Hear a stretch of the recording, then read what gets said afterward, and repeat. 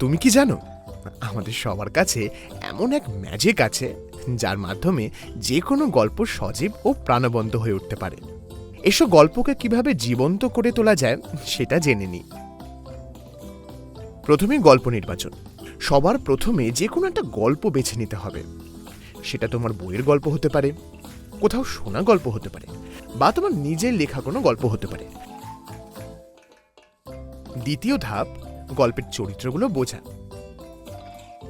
গল্পে কতগুলো এবং কি কি চরিত্র আছে, এই চরিত্রগুলো নিয়ে তুমি তোমার বন্ধুদের সঙ্গে কথা বলে ঠিক করে নাও কে কোন চরিত্রে অভিনয় করবে। তৃতীয় ধাপ, পোশাক বা কস্টিউম। কোন চরিত্র কেমন দেখতে, কেমন পোশাক পরে, এগুলোর ওপর ভিত্তি করে খবরের কাগজ, ওড়না, গাছের পাতা ও জামা কাপড় দিয়ে চরিত্রের কস্টিউম তৈরি করো। চতুর্থ ধাপ, ডায়লগ বা সংলাপ। চরিত্রগুলোর কি কি ডায়লগ আছে এবং তারা কিভাবে কথা বলে সেগুলো ঠিক করে নাও।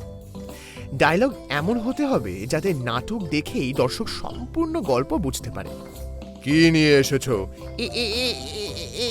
এই যে মহারাজ, আপনি খাবেন? হ্যাঁ, দাও।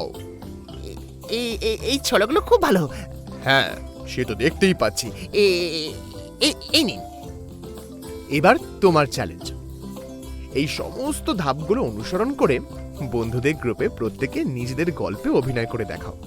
কস্টিউম পরো, ডায়লগ বলো এবং তোমার চরিত্রে ব্যবহৃত জিনিসপত্র নাটকের চরিত্রের সাজ হিসেবে ব্যবহার করো। তোমার ভিডিও আমাদের সঙ্গে শেয়ার করো। আমরা তোমার গল্পের অপেক্ষায় থাকবো।